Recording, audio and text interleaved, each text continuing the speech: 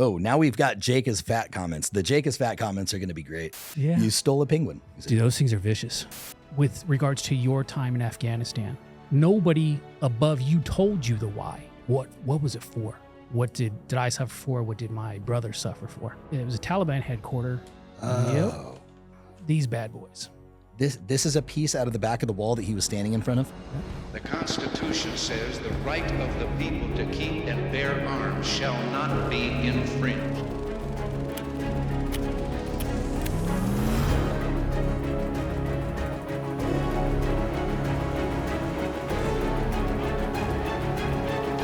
Welcome back to the 2A Procast.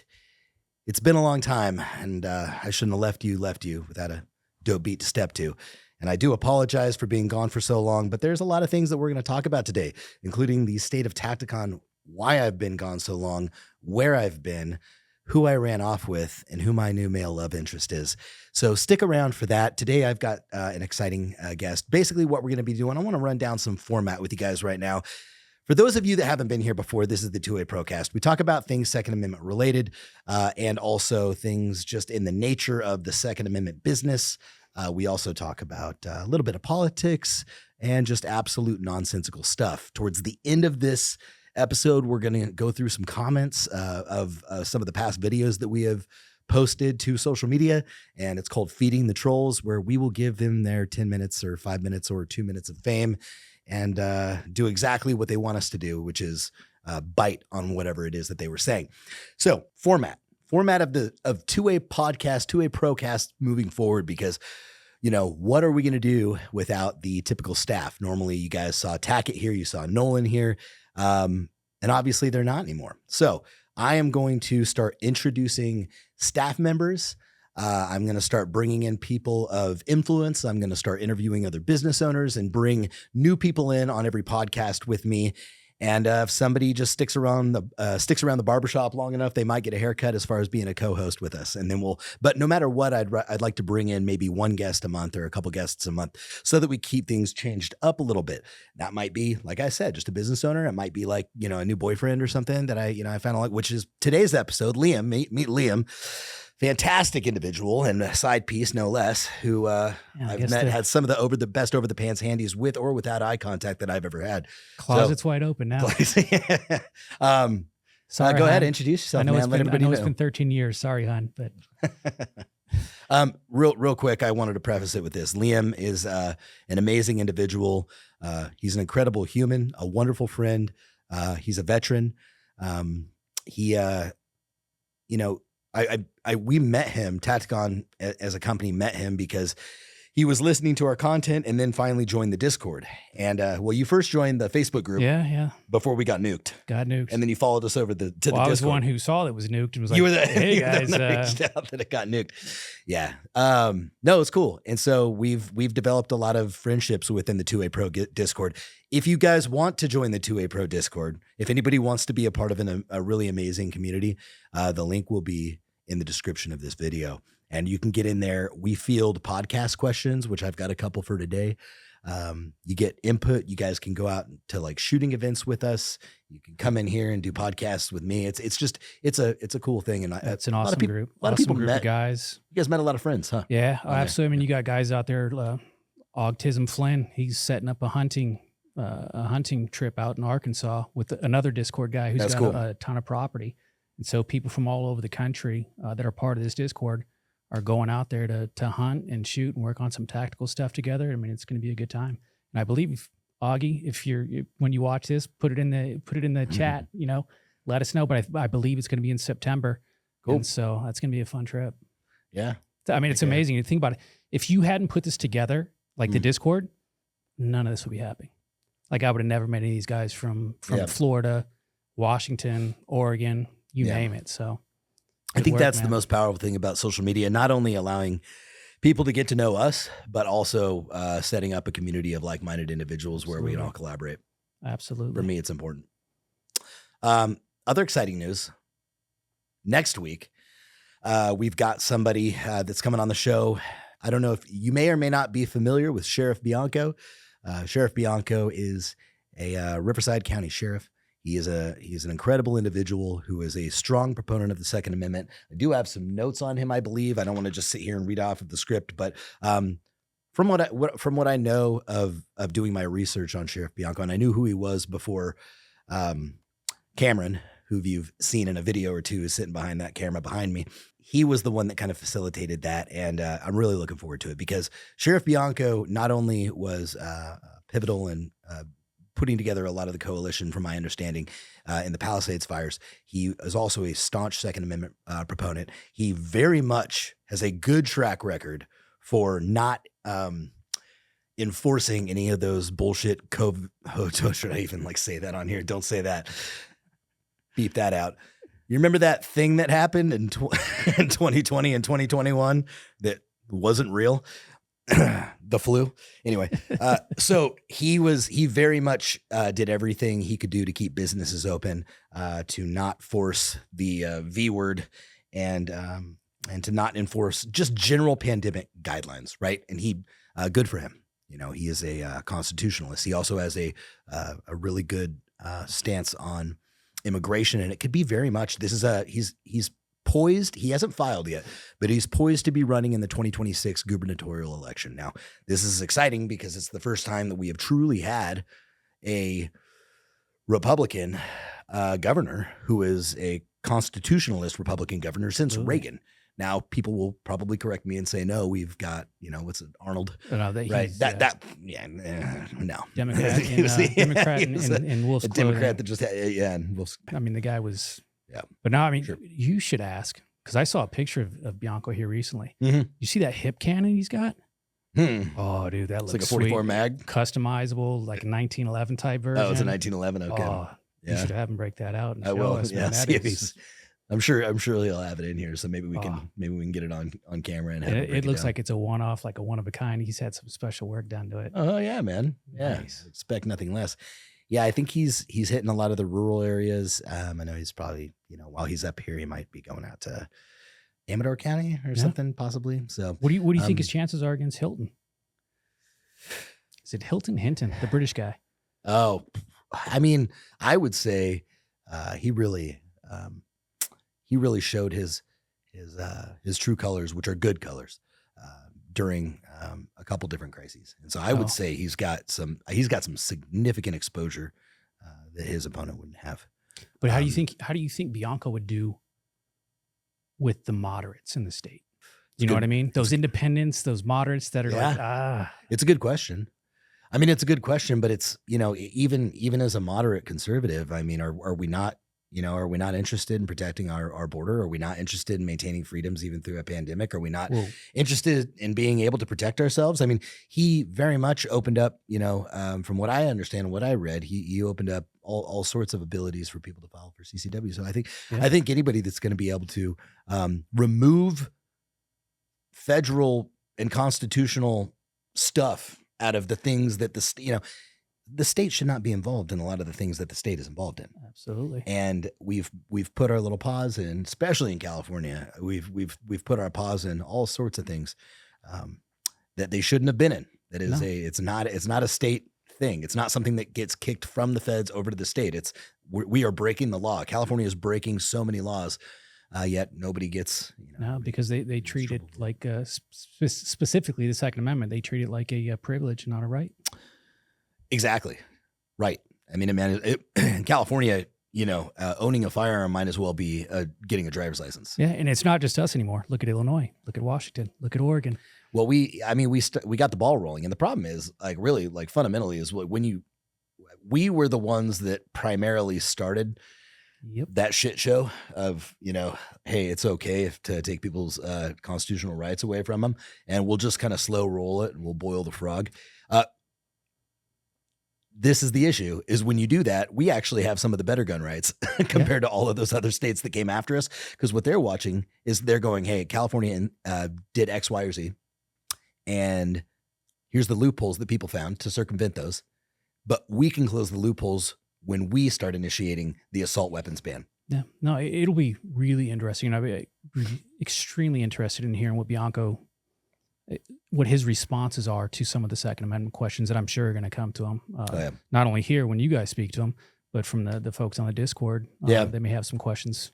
And in the comments too. I mean, you don't have to be on the Discord. You're definitely going to get priority as far as the what questions do you want to ask him. But if you may or may not mind or care about the Bianco or having a Republican governor inside of California, but you probably should. And here's the reason why: is because if we truly feel like we've got a voice inside of California, it could sway all sorts of politics. I mean, you're talking about California being a very large economy, also responsible for, I believe it is 55 electoral college votes. Yeah. If the state swung or became a swing state one day, and it may seem highly unlikely, but look at that map. You know what I mean? Maybe we'll put it up on screen here. But if you look at the map, it is a red state. The only thing that you find is that there's a couple different places like the Bay Area and Southern California that vote for the rest of the state because of the density of the population. If California somehow was able to accept the fact that able to bump that oftentimes from 42 to 48% of a Republican voter base, even up to 51, 52, we would never, ever have a communist president again. No. It would be virtually impossible because with 55 electoral college votes, I mean, that would be the swing state of all swing states. It would be game over. And you think about it. I mean, there's certain things that are currently going on. If you saw the recent reports where they're actually starting to remove people who are dead from the California voter rolls. Yeah. There's like over 1 million so far that have already been removed. Yeah. If they continue with that, and the more people, moderate people, even Democrats realize, hey, that Democrat Party has left us. Like I'm not even down with what's going on with the Democrat Party. Right. Make that up. Absolutely. Yep. I mean, I'm already watching a shift in the Democratic Party. 2026 for the governor. It's open. Like there's real possibility. It is wide open. And there's real possibility that the supermajority for the legislation here in the state could go away. Yep. Which makes it even more important that you are part of GOA, NAGR, California Rifle and Pistol Association. He wasn't being racist. That was the National Association of Gun Rights. I spoke eloquently, did I not? Yes. So I mean, right. Yeah, be a part, voice it up. One of the other guys on the Discord, Big Ben, if you guys see, he is actively helping you guys write letters, giving you phone numbers of who you need to call, not just for California, but for pretty much every state. A lot of those guys are way more active even than I am about perpetuating our need for the Second Amendment. I'll get on, oftentimes I'll donate to it. I'll get on the microphone and talk about it and try to influence people. But some of these guys are they're getting in there, man. They'll show up to assemblies. They'll do everything they can. They'll get in there and demonstrate. They'll call. Yeah, make phone calls, send emails. Ben is a rock star. Yeah, and that's cool. That's where the difference is made. I mean, if you were actually busy and weren't always just out there hanging out on the beach and stuff like that, maybe you'd get in there and play around with some of the guys. Yeah, right. No, that's what I'm doing. Are you running a business? No, I am playing around with the guys on the beach. Oh, that's what I not me. I thought I was your side piece. Go to beaches and fondle men. Dang. That's what's to come next week. We're probably going to be dropping podcasts from now on out bi-weekly. So pretty sure that means, don't quote me, twice a month. So once every other week. So it may not be a weekly thing yet until I get some things calmed down over here. Again, we're going to talk about what's going down with Tacticon. I'm also going to talk about the Lucas Botkin thing going on right now with T-Rex Arms. I'm sure that people probably want my opinion on it, and I guarantee you it's not what you think my opinion would be on something like that. It's actually completely different than what you would probably expect me to say. I'm also going to we completely skipped our fun fact of the day, dude. Let's back up on the FFOTD. Yep. Let's do that. I haven't done that yet. And FFOTD is coming your way. It's a fun fact of the day. It brings good tidings and joy to you and your kin, and it's completely unnecessary, but something that intrigues me as a young, inquisitive man, I always hear things like, it's a flash in the pan, and you wonder, what is that from? Was that somebody with a frying pan one time talking about a flash in the pan? No, it was, in fact, flash in the pan comes from, just so I don't butcher it, I had to look up the origin of this thing, but it's interesting. In flintlock muskets, the primer powder sat in a tiny pan in the flintlocks. Tiny little pan. So that power, did you know this, Cameron? He's behind the, you didn't know this? because the primer powder sat in a tiny pan, if that powder ignited but failed to light the main charge, you got a brilliant flash and nothing else. And so we called it a flash in the pan, which basically means all show, no substance today, right? It was just kind of, he was a flash in the pan. He was he had his 10 seconds of fame. But when anybody says that, it originates to guns. So which is cool. Pan, probably going to be me. Yeah. There's a lot of firearm references when it comes to what things mean. The whole 9 yards, for example. Now I could totally be butchering this, but I believe there was 9 yards of ammunition in a certain World War II aircraft. I wish I knew the exact aircraft, but could have been in the, was A-10s around? Were A-10s either a Mustang or like a B2? Could have been a Mustang. Yeah, maybe a B2. Anyway, there was 9 yards of ammunition.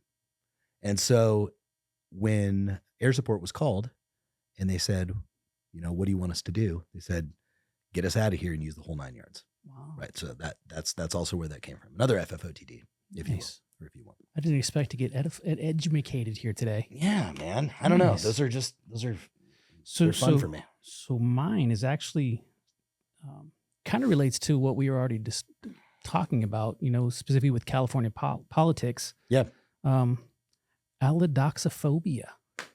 Allodoxophobia? Yeah. Oh, damn. You know that one? About to educate me right now. Drop some knowledge. The fear of other people's opinions. Allodoxophobia is the fear of other people's opinions. Rare social phobia. Characterized. I don't know that that's rare. Yeah, characterized by. I was just going to say that's rare. I think that's a lot more common than we think it is. And here's some of the key words to it: rare social phobia, characterized by an irrational and overwhelming fear of what other people think. I think we've seen that. It kind of goes on social media, and it kind of goes both ways because I really don't give a crap about what a lot of people think about me, right? And what I say, my opinions, right. But by the same token, there's definitely one side that is, very irrational. There for sure is one side of the aisle. If you're talking about the bipartisan party, I think we know which party that is. However, both are subject to that, and absolutely. a lot of us in general are subject to that. A lot of us don't want to hear what we have to say. Man, I've met a ton of Republicans that will absolutely not hear anybody out from the Democratic side of the party, from the liberal side of the party. It's unfortunate. Mm-hmm. It is. Have you seen the, just kind of a side note, speaking of which, a lot of times, man, like we'll dig in deep and say, there's a lot, you hear a lot of staunch Republicans saying, or, just constitutionalists or independent, whoever, name your guy that's going to talk some shit about the other party. And Obama got absolutely shat on. Get it, right? I totally understand it, but like what we fail to see are the things that he was doing that are the exact same things that we are doing right now. Have you seen the things going around right now about, especially now that the deportations are on full tilt? Yeah. He very much took a hardline stance and he said something that I really appreciated, man. Like, if you want to talk about just, hey, let's be human beings and understand that, like, sometimes people are doing the right fucking thing, even if you don't agree with whatever party lines that they may line up on. He said, look, he was interviewed and they said, don't you think that it's not okay that you're deporting, the mothers and fathers of children that are, in the United States and you're separating them? He said, how I feel about it is none of my business. Yep. He said, I'm in the executive branch, which has to exercise the law. And right now the law says that those people can't be here. Yep. I don't have a choice. This is the law.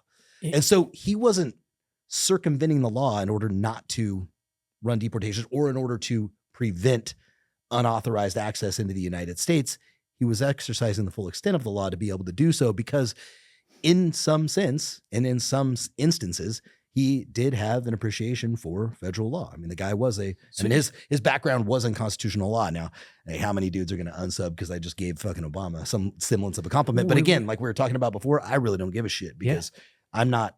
And it's funny how quickly the media forgets that those tapes and those receipts are out there. Yeah, man. These people that they highlight. Yeah. Obama. Even Biden to a certain extent when he was younger and crazy. Yeah. And even Hillary Clinton. Yeah. They were all in their own way. Before it got. They actually upheld their oath. Yeah, right. Sometimes there were absolutely times that, that they were doing the job that they were supposed to do. But as everything became more polarized, so does the politicians who are pandering to their constituents. Yeah, so. And it really shows how far the Democrat Party has moved further to the left. And you think, seriously, you say that, you're like, man, Obama would essentially almost be closer to a moderate. Yeah, compared to what we got now. For certain things. Of course. Yeah, it's insane. Yeah. Crazy times. Yeah, crazy times. Do you know where he stood on abortion? I don't. Yeah, curious about that. I'm gonna have to look into it. Let's see. So let's get into the Botkin ordeal a little bit. Yeah. Lucas. Everybody knows the story. Look, I'm not going to go into deep detail about what happened because the information's out there. Type it in, press pause, type it in, go look it up, come back. I'll say it in one sentence or less. He resigned because he felt that there were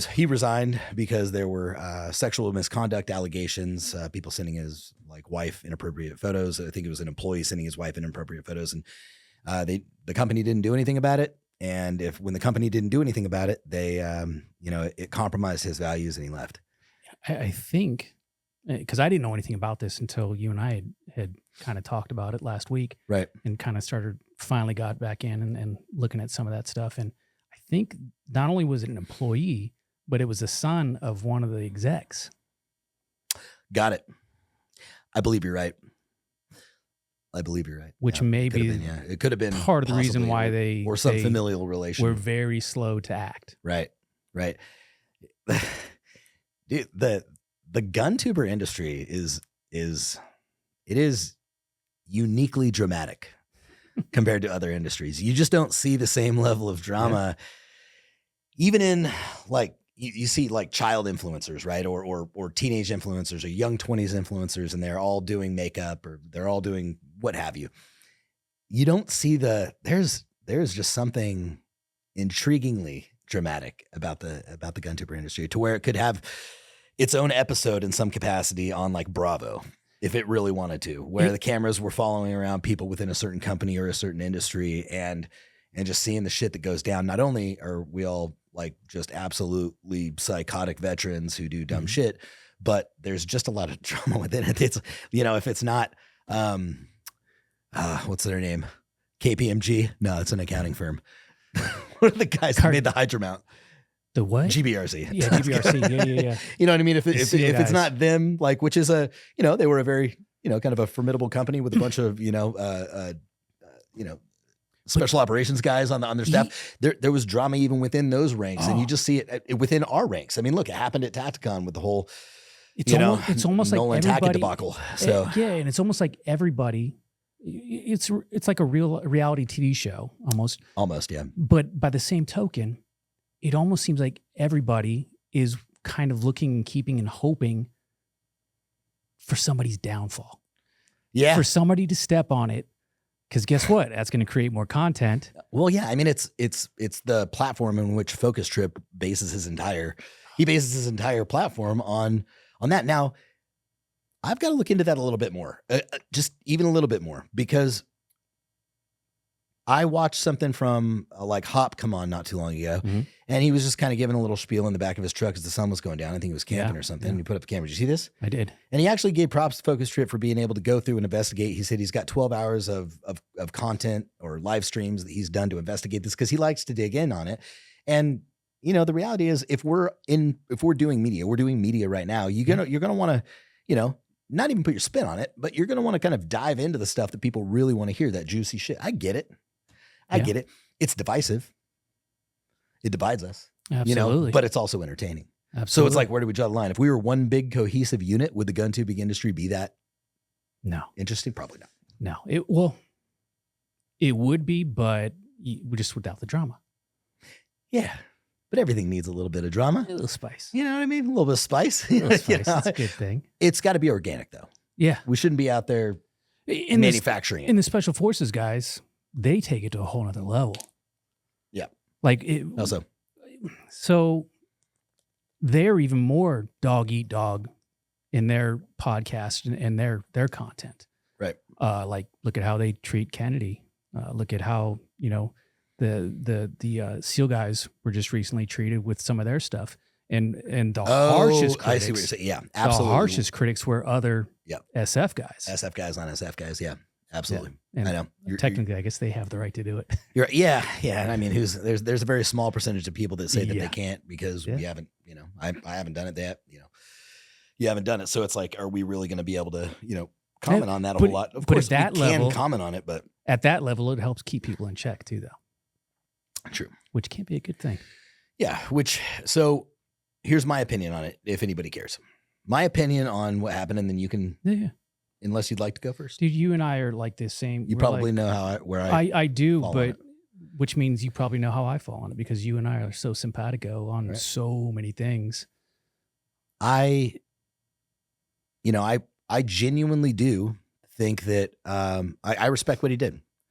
What he did was make an incredibly difficult decision based on his values to leave a company that he founded and be able to present to, and then very quickly came out with a statement that was professional.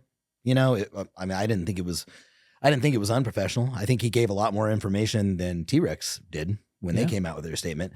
And he basically just let everybody know that, like, I'm going to be doing other ventures and I'm leaving something that is near and dear to my heart. And I didn't have to, but I did it. And I did it because I'm not going to compromise the truth. And the truth is that he espoused what I believe the definition of what a husband should be. I mean, that's your wife. Confided in her. Yeah. Ensured that, she was protected so it never happened again.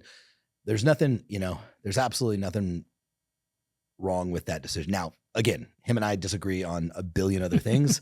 We all know that. You can plug back in some of the old podcasts and figure that out. But as far as his decision to do what he did, I mean, I got to respect it. So yeah, no, I totally agree. I mean, it had to make it even harder considering that these were actual, like, legitimate blood brothers, not just brothers, but actual blood. Yeah.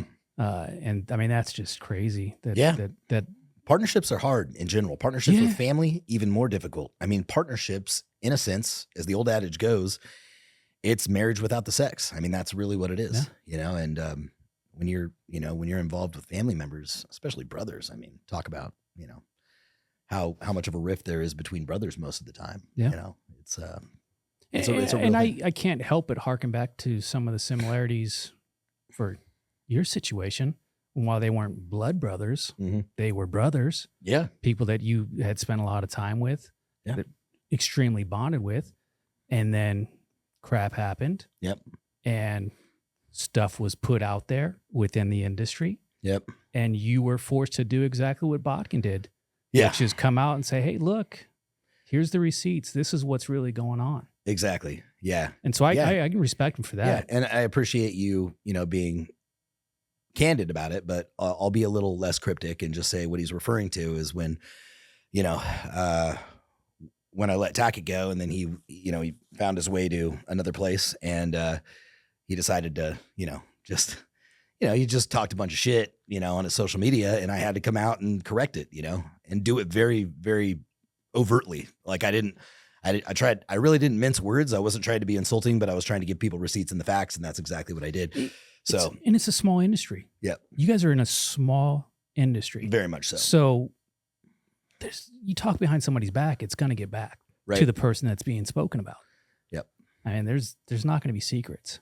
So I'm going to make the big announcement. I think now would be the time to do it. Good segue. Been talking to Botkin, and he's going to be working for us. Damn. He's coming on the team. Hell yeah. Yeah, he's coming on the team as immediate. I'm just kidding. He's not everybody's like, what the fuck? No, I'm joking. That's not a thing. But I figured, he did mention that he's got other business ventures. What's going to be funny is when Cameron edits this, he's just gonna cut that part out and just leave it in there, and I'll be like, no, I'm gonna have to go clean it. Yeah, he's like, it had me too. I was like, dang, breaking news. Breaking news. No, yeah. But I wouldn't put it past you. That's just it. I'd bring him on. I would 100% bring him on the podcast knowing your heart. Yep. I wouldn't put it past you. That's why it's believable. I couldn't bring him on the team based on our values and his, a little bit different. The way we do things, a lot of bit different. But nor would he want to. I wouldn't. No. He wouldn't. But he'd be more likely to try to buy you out than to. Yeah, and even then, I doubt it. You'd have to have a whole culture shift change that probably wouldn't happen. And Tacticon's leaving California. He'd have to. Yeah, there'd be a lot of changes. But no, I wouldn't mind having him on. Like, and obviously, interviewing him, talking to him, having a very natural debate, and so. I mean, we've all said it. That dude can shoot. That dude can run a gun. Yeah, man. I will never discredit. Got to give credit where credit is due. Absolutely. So even if you speed your videos up a little bit, no big deal. Well, if you and I ever shoot, we're definitely speeding it up. Yeah, but that was one thing. It was one thing about and I got to give credit where credit is due. There's one thing about Nolan that he never did while we were here. We'd be out of the course, and he would try to make a shot, maybe miss the shot. And it might be hot. And I might make a suggestion where, dude, just like, I know you can hit this shot. I've seen you do it before. Why don't you just put the steel sound in the video? And he was like, absolutely fucking not. You know what I mean? And so those things that people do that are, it's not going to, it's not going to change anybody's life that you put the steel ping in the video. But he absolutely would not do things like that. That's why I just shoot at paper. Yeah, you just got to shoot it. That's what Botkin primarily did, right? No. So he was like, yeah, all alphas, nice, cool. Next one, show me. No, same thing. Nolan, that dude could run a gun too. And he can run a gun too, absolutely, and flip. Now is really what's going on with Tacticon. The reason you haven't seen me, and you haven't seen a whole lot of media other than maybe some advertising that we've been putting up online. I'll try to keep it, I'll say as much as I can without, saying what I can't. Right now we are, in talks with getting investment. I'm going to kind of lay out really what happened. Towards the end of 2024, we had a really good 2024. It was a great year, all in all. As we all know, that the firearm industry is typically predicated on fear. Meaning that when bad shit happens, the sales go up. People buy ammo, they buy body armor, they buy defense equipment in general. That was going pretty well in 2024 because obviously there was a Trump assassination attempt, multiple attempts, and then we went into the elections. There was obviously election years are always really big for our industry because there's usually a lot of Second Amendment rhetoric. There was a little less focus on the Second Amendment during that campaign, as we all know. Which, was a little bit harder on the industry. And then when Trump got elected, what happened was, and I'm not saying, anything good or bad. I'm just giving facts here. The same thing happened because I was in business when he was, going through the whole 2017 elections. And when that went on, they deemed it the Trump slump, right, in the industry. Yeah. And the reason why it's called the Trump slump is because anytime people feel safe, they stop buying stuff. And so I knew there was a possibility for that. I also knew there was a possibility for tariffs. And so we went out and proactively, ahead of time, we actively sought suppliers in other countries. Obviously, everybody knows we made some of our stuff in China. We found Vietnamese suppliers, South American suppliers for the items, and even chased some American suppliers that we didn't have access to or weren't doing before. And got those teed up, lined up, spent a lot of time on that. And what I should have spent time on is the impact of the industry if and when he got elected. We had such a good 2024 leading up into Q4 that we were over ambitious on our projections for Q4. And that is a fact. Q4 historically every year since I've been in business has regardless of what happened in the beginning of the year, regardless of, Ukraine, regardless of the pandemic, Q4 always just crushed for us. And in this instance, it was the worst 3 months that we had. It was the worst quarter that we had. But the problem is all of my order for raw materials, all of my order for finished goods went in around August, September at a 30% deposit, of which I had to pay 70% after Q4 was up, because then those either the raw material or the finished goods. And you couldn't scale back. Raw material that we would manufacture or finished goods that would get delivered would be delivered. And you couldn't scale back at that point. I couldn't scale back. It was already made. I would have had to have the funding and the capital to pay for that 70%. Because our forecasting didn't hit, I ran out of money. Yeah. And when I ran out of money and wasn't able to pay for inventory, I ran out of inventory too.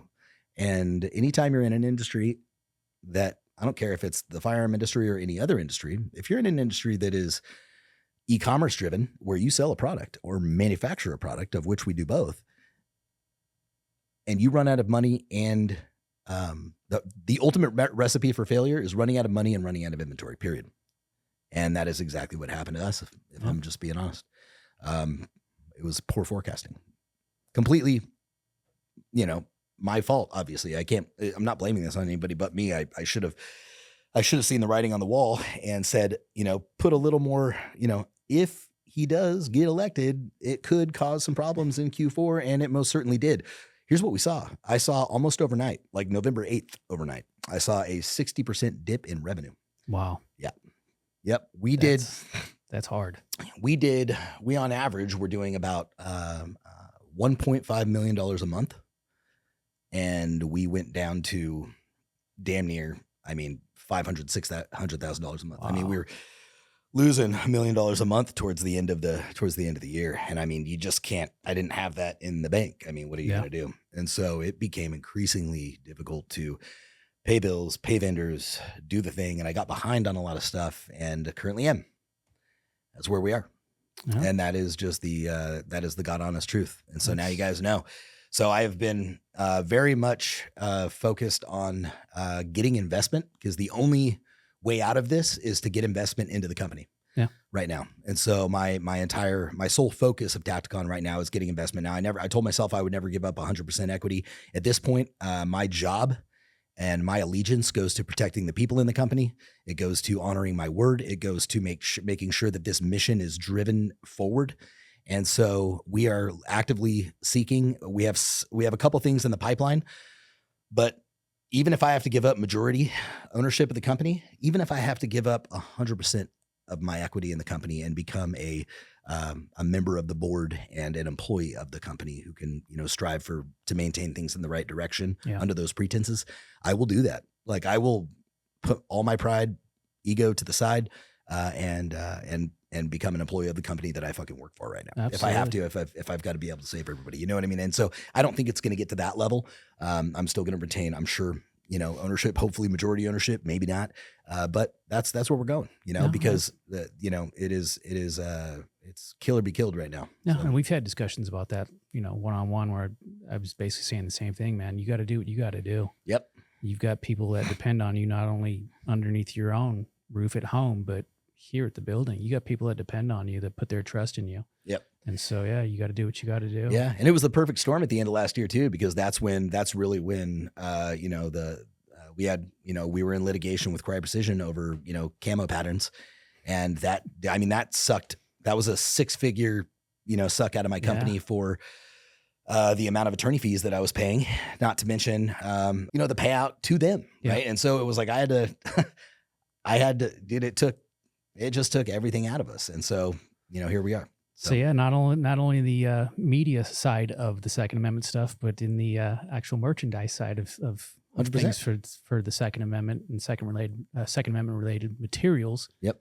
It's a tough industry, man. Yep. It's competitive, and people will do anything and everything to try to bring you down. 100%. The other thing too is, just a general concept of business. And if anybody is, please listen, because, allow my mistakes to be, here for you, so you don't have to make the same mistakes. When you grow a company very quickly, and I was taking out, because I didn't want to actually get investment into the company and give equity in the company away, I was taking out working capital in the form of, working capital loans to be able to finance the things that we were doing to grow. We had to buy new equipment. We had to expand into new leases. We had to hire employees. And a lot of these are going to be, they're essentially going to turn into fixed costs, not variable costs. Fixed costs meaning I owe that money for a indefinite period or for a certain period of time, regardless of what happens with revenue. The banks don't care. They're like, all right, so your revenue shit the bed. You still owe us the money. So what I couldn't do was reduce the payments. I could not reduce the liabilities on the other end of it. And so I had the same stuff I had to pay for, because I'm locked into leases and I have staff to pay and I've got working capital to pay, and the revenue wasn't coming in for it. Yeah. Right. And so, expenses did not change much, and revenue did. Yeah. Again, problems. right? So when the demand wanes, you got to be prepared for it. So my suggestion, grow organically. Watching Botkin's video, going back to what he was saying, it was pretty impressive. He said the company was completely debt free. Yeah. They never took out loans. They grew organically, and that was smart. That was very smart of them. I was just trying to keep up with demand. So we kept getting new equipment. One of the last things that we put in here that we've yet to even start using was a 630 ton press for our armor. It's a massive piece of equipment. Maybe you can pop a little photo in of it right here, Cam. But yeah, massive piece of equipment. And right when we got it installed and, we even had to reinforce the concrete underneath it and everything, it was like, we don't need it right now, because we were always back ordered on armor and things like that. And it was, yeah. So has Armored slowed down too? Sales? Oh yeah. Yeah. No. Well, armor is about 50% of our revenue. Yeah. I mean, that's what you guys it's got started on. It's roughly 50% of the revenue in the company. Yeah. So, and the other 50% is everything else. So yeah. So, it all took a hit kind of all the way through. So it's been really difficult. Did you secretly not think that Trump would actually win? Or did you secretly kind of hope he didn't? No, never. I would never, genuinely. Yeah. Without equivocation, there was not a bone in my body that wanted Kamala Harris to be president. Oh, yeah. Not for my business, not for anything, short of if he becomes president, your family's going to die. I would be like, no, there was not a bone in my body that didn't want him to be president. That especially didn't want, Kamala Harris to be fucking president. So I was incredibly excited, and I obviously, which way I voted, which doesn't matter because all my votes got fucking shat on anyway. I'm not saying it doesn't matter. It does matter, even if we think it doesn't matter. You got Kylie in the Senate. Yeah. There are a lot of good things that came out of it. The bad, obviously, being, business went to, absolute shit. But obviously we're on the precipice of probably between what's going on with Iran right now. We could be on the precipice of World War III. Now, don't believe me, I'm not putting my knees down at night and praying for this. Yeah. But it's something that if it happens, it's obviously gonna. Obviously, we're already in some talks and negotiations with some potential investors right now. If anybody listening wants to participate, it's wide open. I got a pitch deck that I'll send, and that's that. Yeah. So, well, I think some of my quotes are going to be pretty apropos for you. Nice. I can dig that. Quotes are coming. Quotes are coming at the end. Yeah, I believe. Yeah, when we get there. And next on the agenda, now that you know what's going down with it, and if you have any questions about what's going on right now and what we're doing and how we're doing and all that, just put them in the comments. I'll definitely go through and read them. And if you need to talk to me on a more personal basis, then I'll probably kick you over to our Instagram or something where I can actually DM, because on YouTube there's no direct messaging. So I'd have to. And also, if you want our Instagram to be able to DM me and be able to talk to me personally about any of this, because you didn't want to throw it in the comments, you're more than welcome to go. We'll throw the link down to our Instagram in the description. And also for the focus trips out there, to clarify, all the body armor is made here in America. 100% manufactured here. Yeah. And all of our holsters and our mag pouches and stuff. I mean, You've been in the facility, you've seen it. Yeah. We are very much, you're going to hear, I'll even read when we have the Feed the Troll segment, there's people, Chinese company. Yeah, I get it. We have some stuff that was made in China, but yeah, for the most part, the majority of the revenue that we produce between holsters and body armor and our mag pouches and stuff, those things are, very much made in America, made here at our facility. Absolutely. We're completely vertically integrated, where we not only machine our own molds to make the armor, but we have, we do all of our own testing, and we can rapidly prototype, and we do our own manufacturing. And so it's all done right here. I just wanted to clarify that point based on your previous conversation or previous statements about, tariffs, getting ready and purchasing, getting things imported in.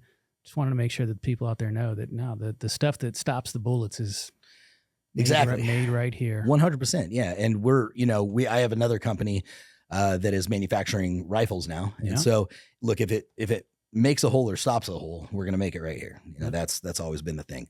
But it's always been a thing of mine that it's like, if it's a plate carrier or something that I can that I don't have to put in like a $3 million investment for a cut and sew operation to be able to make that. Well, and I can get it done, pretty close to, if not, I hate using it, just as good as what an American manufacturer could do, and be able to save people, hundreds and hundreds of dollars on something like that. Then why not? I mean, that's been the whole mission of the company in the first place. So that's what, going back to when the podcast started, that's what really I honed in on and started watching your guys' content and knowing what you stood for.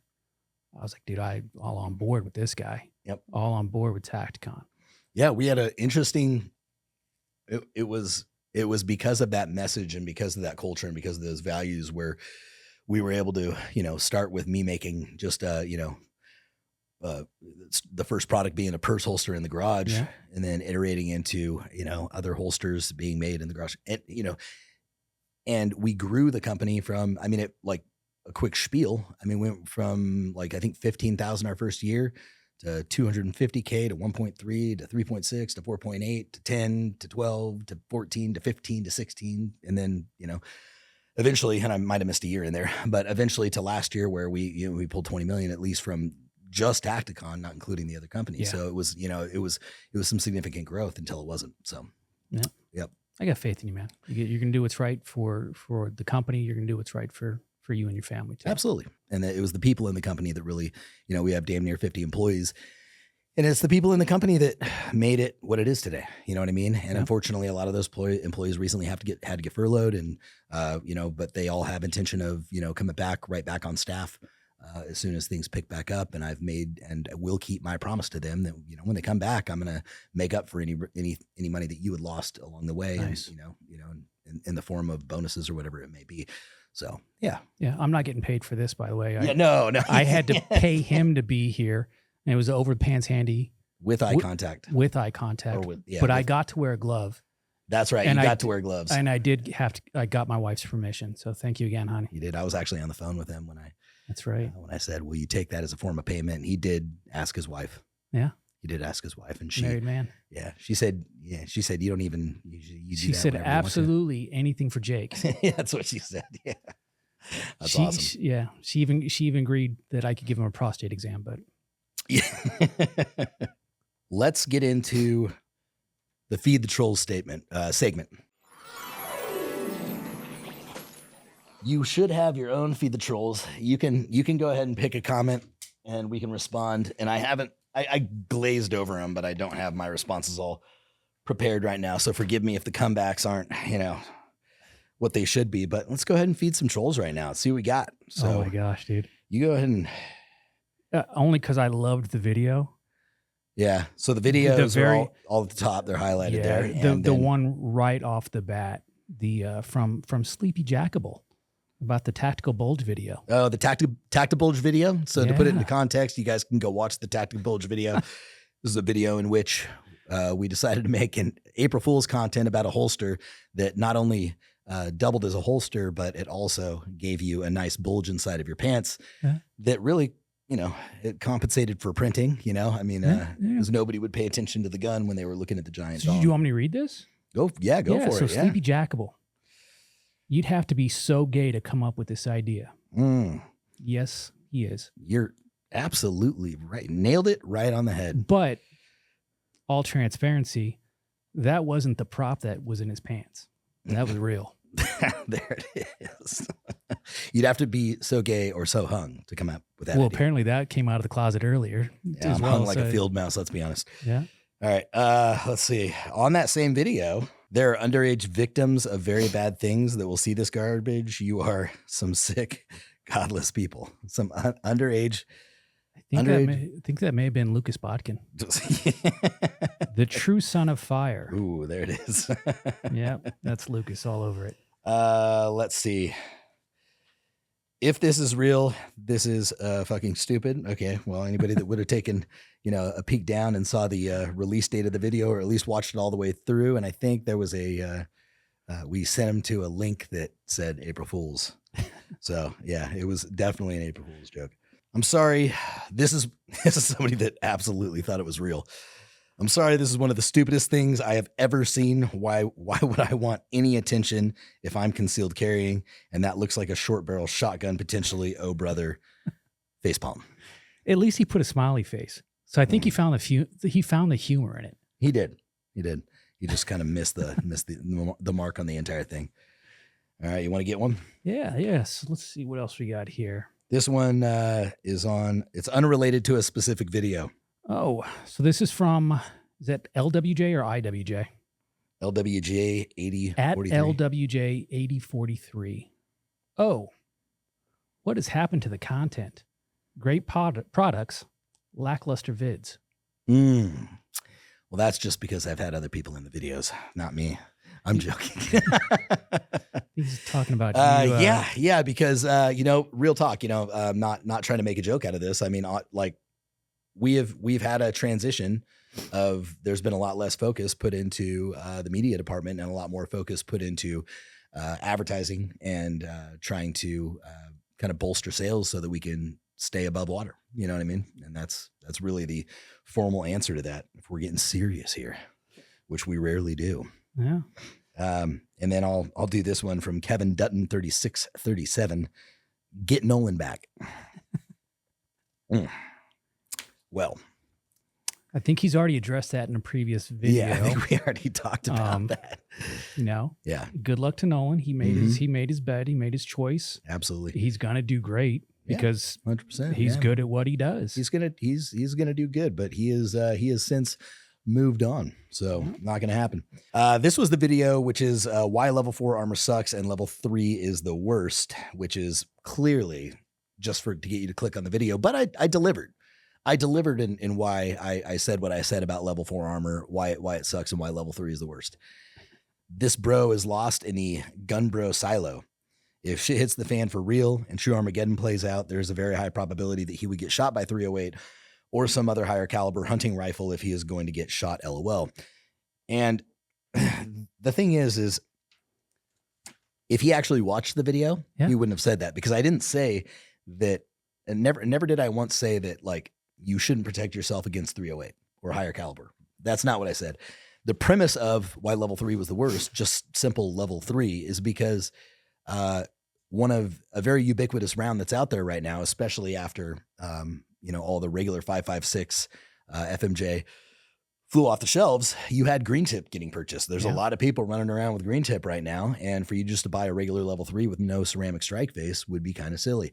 So the other part of it was level 4. Why is it technically not needed? Well, look, 30-06, 30-06, you can stop a 30-06 round with, level 3 plus with something with ceramic, but you are not stopping a 30-06 AP, but who's using a 30-06 AP? You know what I mean? So are you going to run around with a 7 or 8 pound plate, which is most of what people can afford, instead of a 3 pound plate or a 4 pound plate, because you're worried about somebody putting an AP round through your chest? Probably minimal concern. That goes back to the conversation. I know you and I have had the conversation many times, and I know, on Discord and some of the other things, we've had conversations with many people that have questions or comments about which one is better, why you should get this instead of that.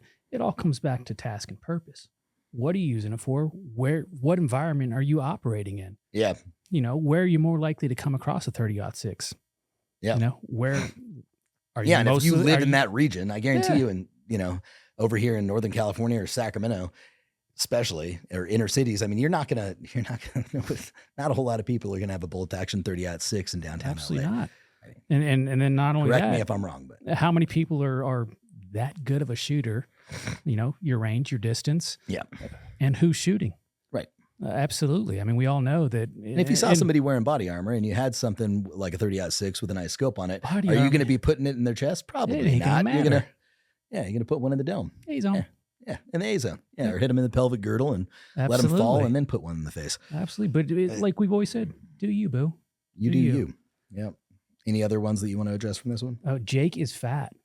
Oh, you're going to the next one? Yeah. You're going to the next one. I want to address the other one under the level 4 armor, which is, I'm late to this shit show, but damn, you are, well, special, to say the least.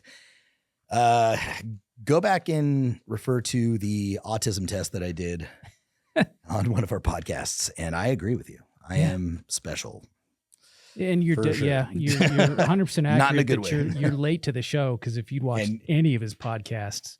Yeah, I'm late to this shit show. You are late to the shit show because if you were early to the shit show, yeah, you would know that I'm special. I'm a go back and look at some of the FAFO videos that YouTube doesn't allow anymore. Yeah, we can. Oh, now we've got Jake is fat comments. The Jake is fat comments are going to be great. He's not though. I'm sitting here and in person. Did you lift and get a swole on before we came in? I had to go throw on a pump before we walked in. Nice. No, I'm joking. No, I did. Like just addressing this in general, man. I did get. I mean, let's just read the first comment here. Bro, you need to jump on a treadmill. You're looking a little muffin toppish. I was. There was plenty of videos. I gained look, I was like stress eating like a motherfucker. I really was. Yeah. As your side piece, I was I sober for a noticed it long too. time. Maybe threw back a few. You know what I mean? When I shouldn't have, and obviously that'll throw some weight on you as well. And I was kind of things came to this head where I was very much stressed out. I stopped working out. I was eating like shit. I wasn't on a treadmill, nor was I ever on a treadmill. But yeah, man, I let it go, man. I was 200 and I got damn near 230 pounds. Yeah. And at 5'9", 5'10" on a good day. Yeah. I'm not. Yeah. That's a lot of weight to be carrying around. So yeah, admittedly, I got fat, but I'm now down to like 205, 210.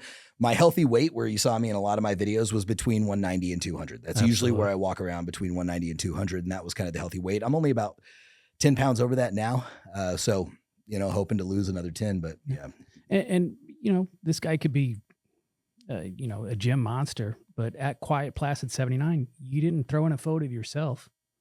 How do we know that you're not fatter than him? Yeah, that's a good point. I just don't get it. How do I know you're not fat, bro? All right. That's right.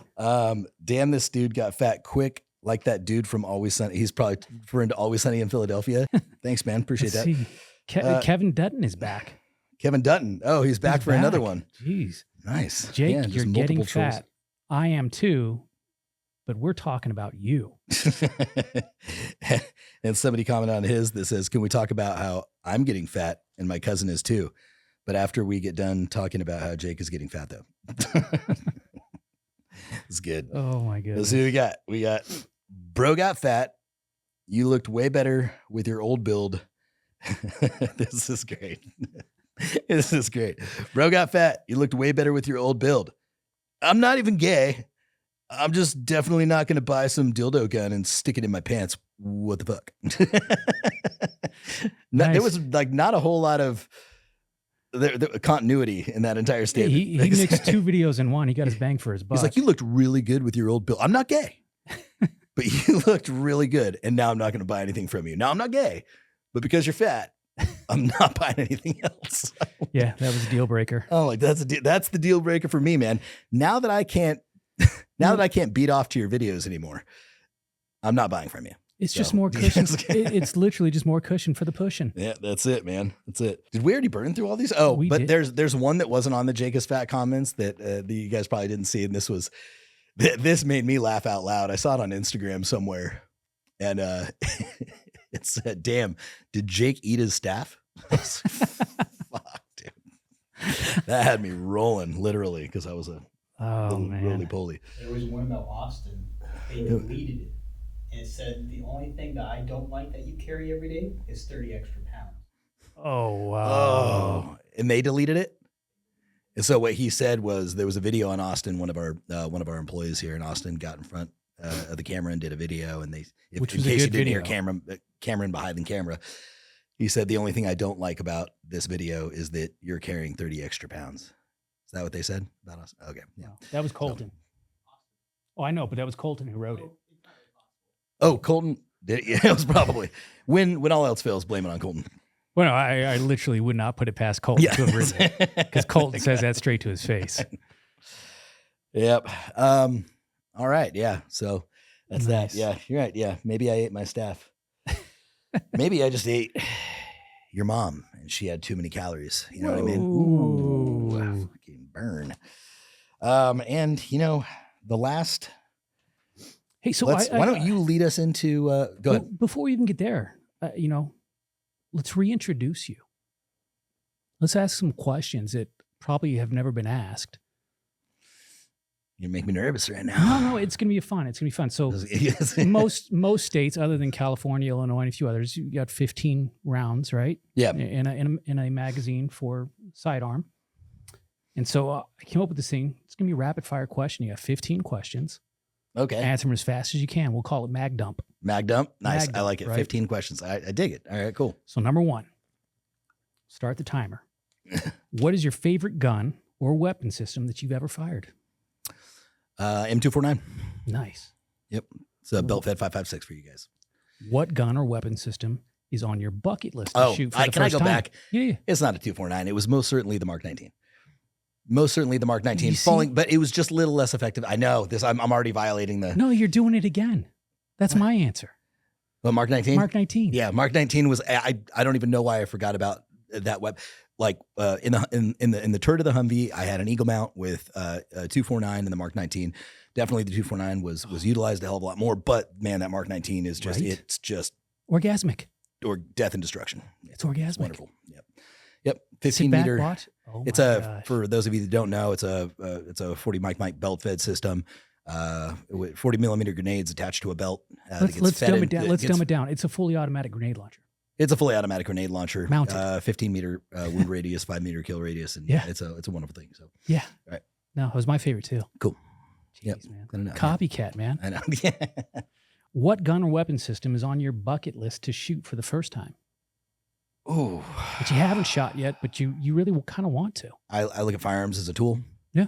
You know, much like a hammer. Or a fucking drill or something to do whatever job that you need to do, and they all execute different jobs. I don't sit here and jerk off over guns. I'm not I'm the same. I am very much a proponent for them. I'm very much in tune with what they do and what they're meant for, and I'm a proponent for the Second Amendment. But I don't geek out like a lot of other people do about guns. I don't just either. When it comes to like materials, weight, stuff like that. No, I'm more about, can I function it? Yep. Does it function smoothly, safely? Mm-hmm.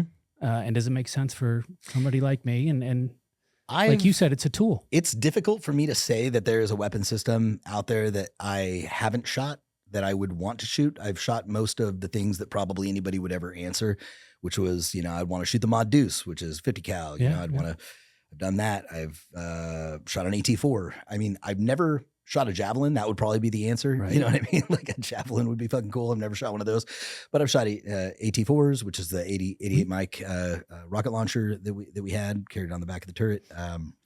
Man, we should. yeah. We should. I was able to, when I went out to NAGR, that event that NAGR invited us out to, Saw that NAGR, video, yeah. National Association of Gun Rights. They brought the guy from Thunder Beast out there Mhm. to the range while we were shooting, and he brought out an AI, an Accuracy International, with his it was a 50 cal, and then he also had a 300 PRC, and then he had a 50 cal version, and that was cool. I mean, I took a 1,200 meter shot and got it on in 2 shots. Nice. And I'm not a long range shooter by any No. means. And I had it on in 2 shots. It was beautiful. And, what was really cool about shooting that gun was, you pulled the shot, you broke the shot. And then I heard the spotter would tell you splash before you even heard the steel. Wow. I mean, by the time the sound makes it back to you, the spotter can already see that it hit. So it took about 4 seconds for it to get back to you at that distance. Nice. 3 seconds, 4 seconds. But yeah, it's pretty cool. I think for me, and it's only because I hear him talk about it all the time on Discord, is I'm looking forward to shooting Augtism Flynn's Steyr Aug. Yeah. Yeah. I've never shot I've actually never shot a Steyr Aug. In all that he's talked about it, I'm looking forward to that, Sean. Yep. 100%. What gun or weapon system is on your bucket list to own? A 249. Nice. I think for me, I go back to our conversation about how you and I both view weapons as tools. Yep. Not toys, but tools. Practical purpose, practical reason for having it. Yep. Each one serves a different role. And so I think about, okay, poop hits the fan, zombie apocalypse, whatever happens here, I have a weapon system and parts start to fail. I need to start replacing parts. What can I own that if I'm scavenging around, Yep. what am I going to be able to have that I can easily fix something, replace something? Or That's right. if we're running and gunning, I'm not going back to pick up the magazine. Right. Where am I going to find another magazine to fit that weapon system? Yeah, exactly. And so for me, it's a Glock 19. Yeah. I don't own one. Yeah. I'm kind of hoping we can finally start getting some Gen 5s, but from everything I hear, Gen 3's more liked. Right. But yeah, Glock 19. Yeah, that's actually it's not a bad one. For me, it's definitely going to be just the standard AR-15. I mean, it's nothing special. And the only reason I have 2 SIGs, and the whole reason why I have my SIG 239 is because when I was for 13 years, I carried a SIG 228. Got it. 9mm. That was it went everywhere with me. Twice to Afghanistan, twice to Iraq. It was my duty pistol every single day. Yep. Never a failure. I knew that system inside and out. Blindfolded, break it down, manipulate it, do everything I needed to do with that weapon system. Got it. So 239, when I became a civilian, it was the only thing I could get here in California. Yeah. Because the P228 wasn't available to me. Right. So 239, it's the same function, same format. Yep. That's why I went with that. But I'm definitely not a, what would you call it? I'm not a brand whore. Yeah. Where I'm only going to, if it fits, it functions, it feels good in the hand, and it makes sense for me. Yep. That's what I'm going to do. And that's why I tell anybody who's interested in buying a gun, don't buy it just because it's a Glock. Don't buy it just because AK says, buy this or buy that. Yep. AK, I'm talking about you. The guy in the Discord. Yep. Yeah. Yeah. Awesome guy, though. Yeah, he is. Yeah, he's wonderful. Not even what's cool about him is he's a critic of Tacticon. Not even a customer of Tacticon. Send him some stuff. He gives me really in-depth reviews, tells me exactly what's wrong with it, and we're able to move on from there. But I mean, I like the fact that we've got, you don't have to be, it's not a Tacticon Discord. The 2A Pro Discord is very much it's just like-minded individuals discussing. Wealth of knowledge. I mean, the guy's knowledgeable. And if he doesn't know, he will flat out say, I don't know. Yeah. And if it's just his opinion, he'll flat out say, it's my opinion. Yep. So definitely appreciate about it. And I think, we're probably going to stop the timer. He doesn't have oxidoxophobia or whatever that was. Allodoxophobia. Allodoxophobia. Yeah. Yeah. So I think we're going to stop the time on it because it's not a timed event anymore. Yeah. How about this? What's your least favorite gun? Is that on there? Is that on the questions? No. Yeah. No, because I got into some more fun stuff. I could fly. I got that one front and center. My least favorite gun, quite honestly. Least favorite rifle, least favorite handgun. It's kind of juxtaposed to the gun I want to own. I don't like the way Glocks feel in my hand. Neither do I. Yeah, that's my least favorite too.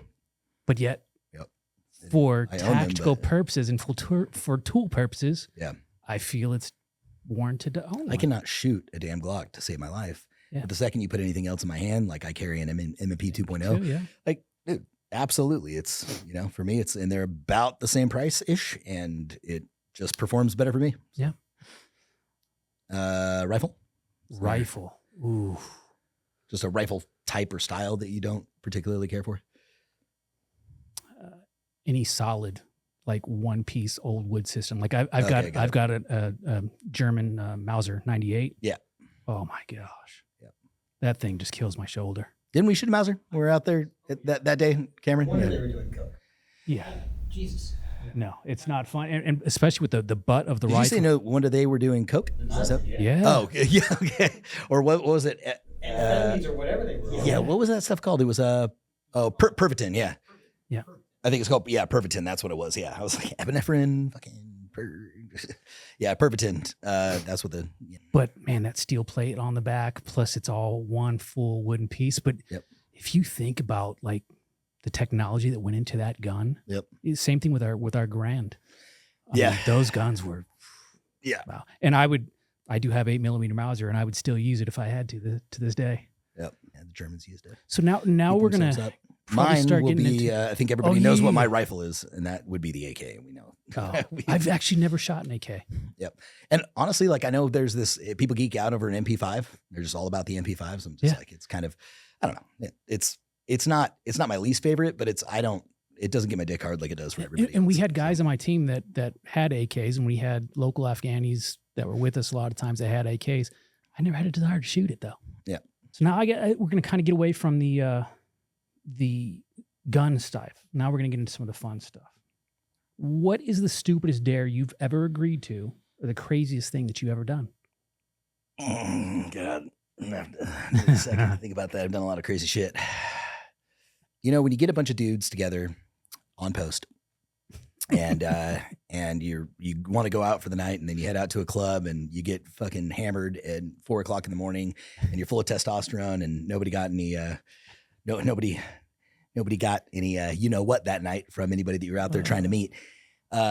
We'd be walking home 4 o'clock in the morning, drunk, lots of testosterone, and eventually it became a good idea that you start looking around, and there's tiny little cars on the side of the road. There's things called smart cars when they first came out, and when you got 8 guys going, I think we might be able to flip that car over. And sure enough, you can flip those cars over with enough How many? dudes. Yeah. 2, 3?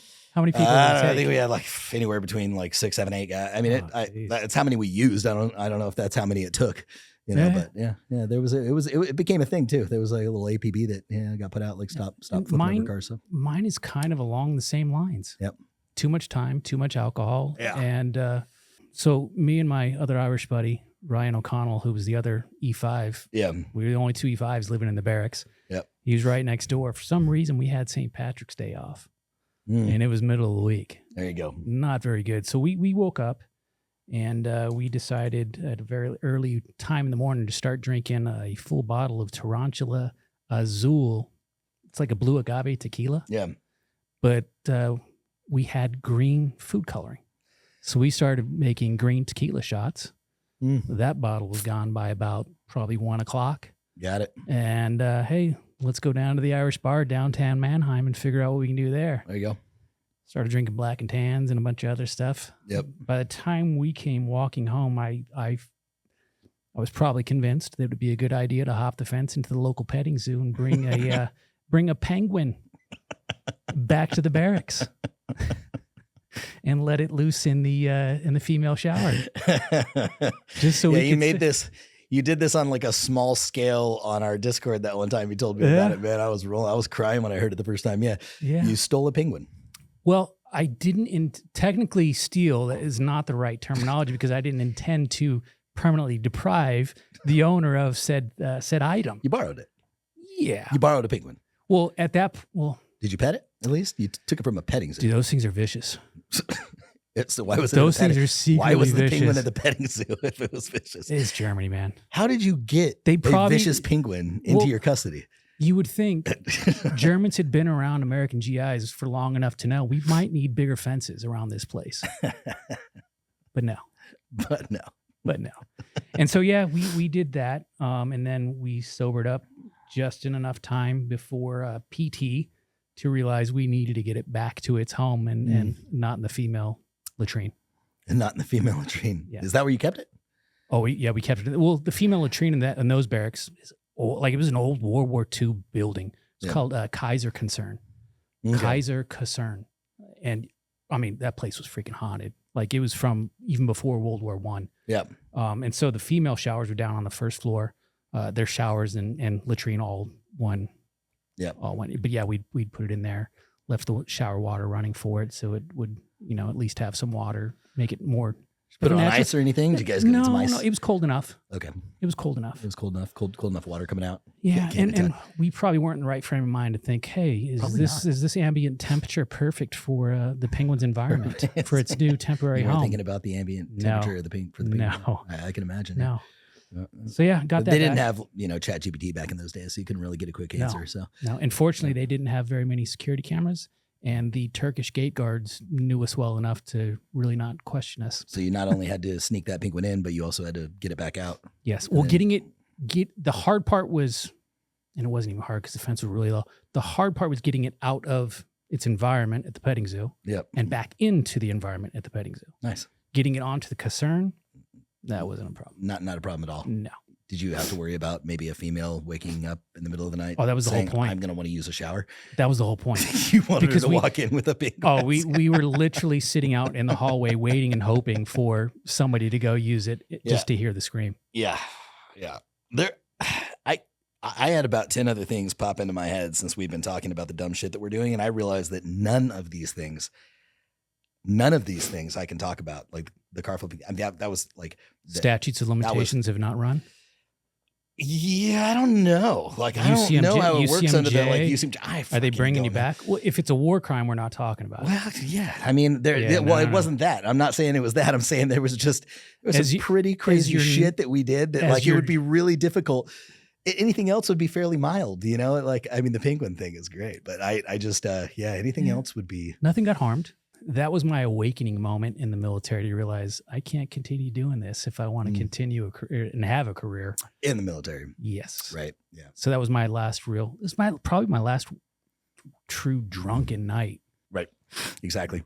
No, there was one where I was in basic training. I ended up going to, I had to go sit call because I had like an ankle injury and I had to get a set of, I went with somebody else in my unit over there. They issued me some crutches temporarily until the ankle or whatever got better. Maybe since I forget what the injury was now, but I was standing there and like it would appear to me that the very top of, if you look at the very top of, we'll maybe put it up on screen here, the very top of a crutch is this little rubber thing that can be taken off that very much looks phallic and it looks like a dick. And so not only that, if you flip the end over, it literally makes it look like there's a head. Yes, indeed. Yeah. Circumcised, but a head. Yeah, a head.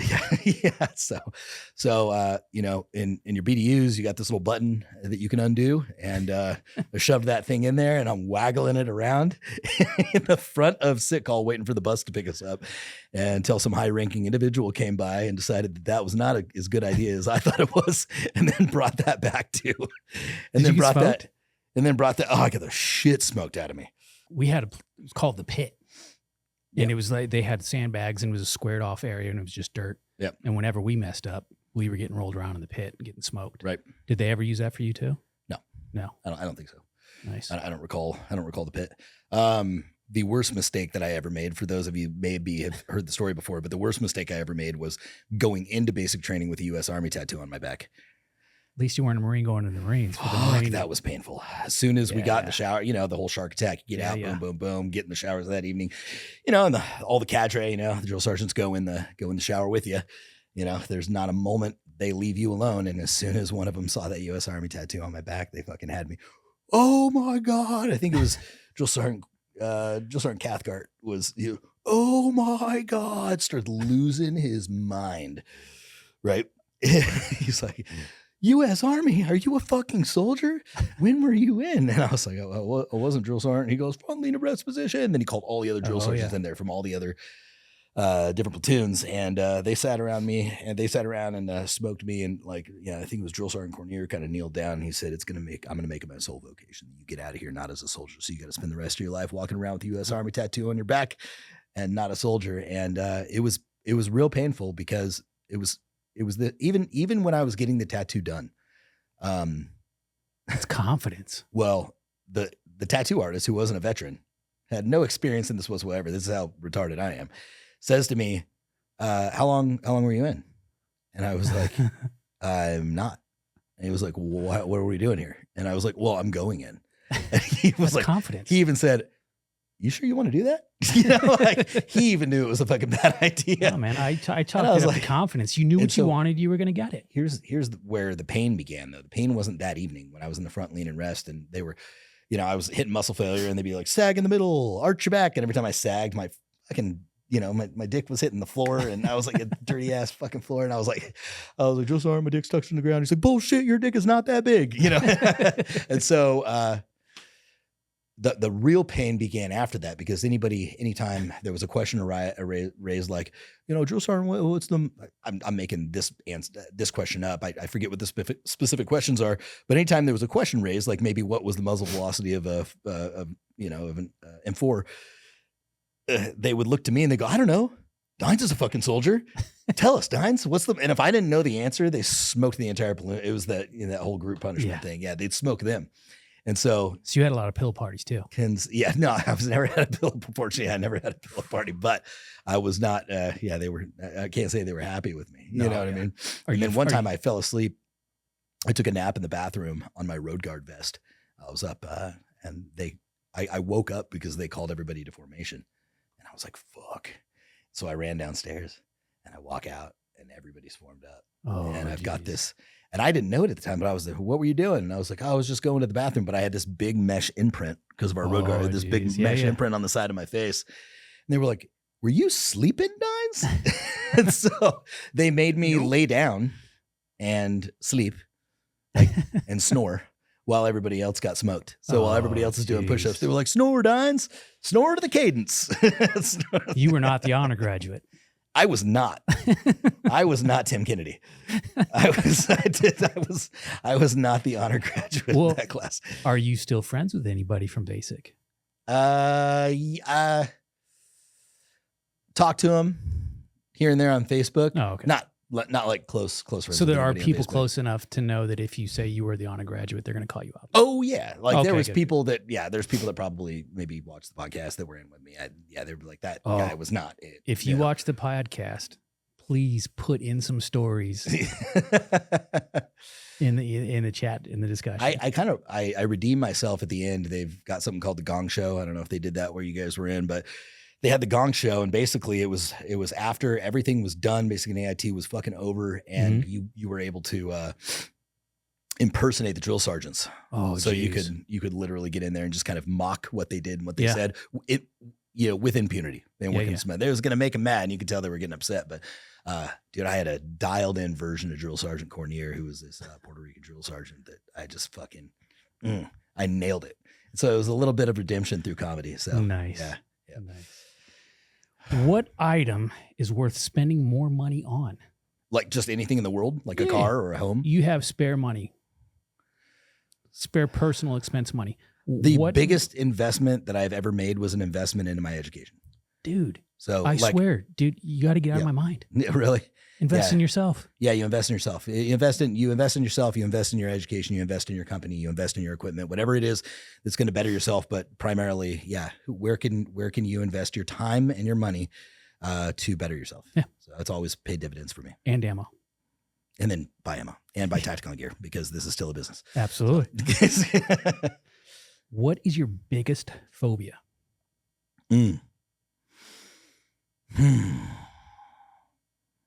I should know that right off the top of my head. Oh, for me, it's sharks. That's why I didn't join the Navy. Well, that and everybody's gay. Yes.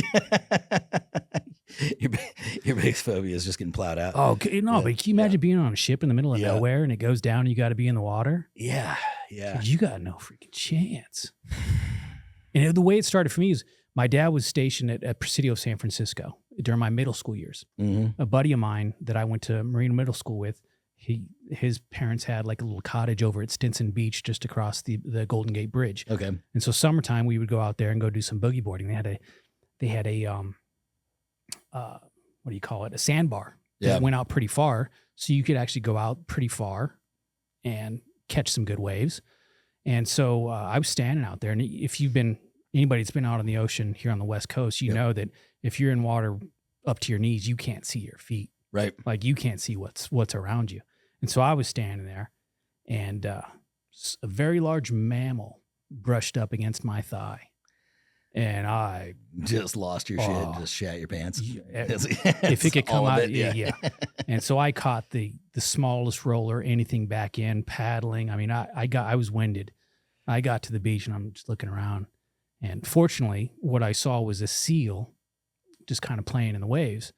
Navy SEAL. But then I'm like, well, why would a seal be this close to me?